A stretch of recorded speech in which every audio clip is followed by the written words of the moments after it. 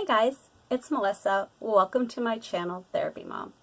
Have you ever thought about how amazing our brains are? Our brains make pathways all the time.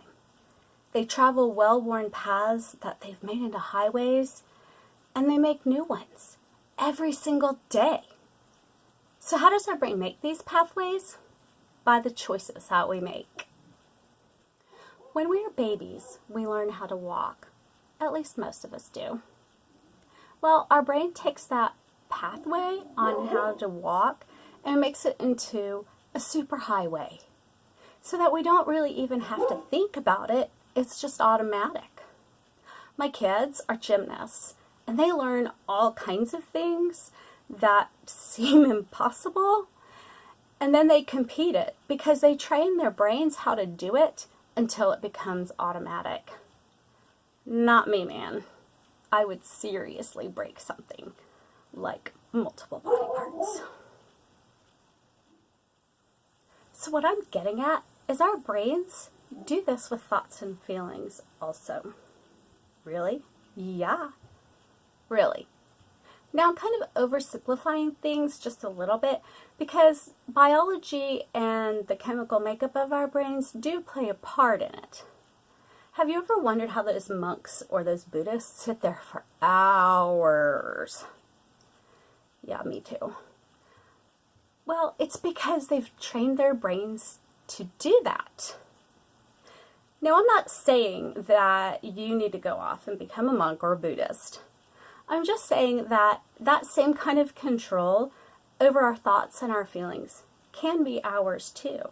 We just have to train our brains. We have to take that little itty-bitty path and make it a bigger path until it becomes a highway or a gravel road or something that our brain is more used to doing. Just like walking, eventually it'll become automatic. Someone once made the comment that insanity is doing the same thing over and over again and expecting different results. Yeah, I feel like I'm living that every single day. Why? Because I'm choosing Halloween candy over anything that's good for me. Gluten-free, of course. But when I make those choices, every time I step on the scale, it's kind of telling me the same number. For some reason, it's not going down. So how can we make better choices? How can we change our ways of thinking? A lot of my channel is going to be about those things. Today we're going to talk about a little bit of that.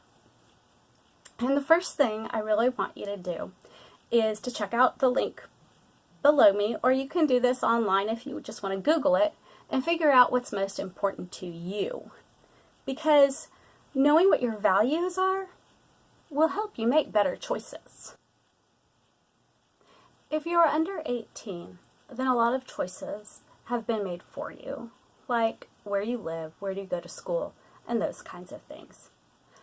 But no one can make the choice of how you feel or what you think. And you have the choice of the words that come out of your mouth. So what are you choosing? Are you choosing happiness? Are you choosing kindness?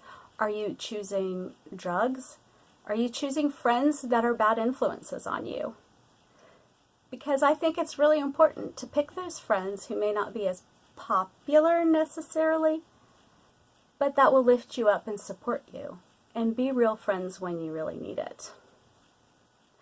So how do we choose happiness? It's tough.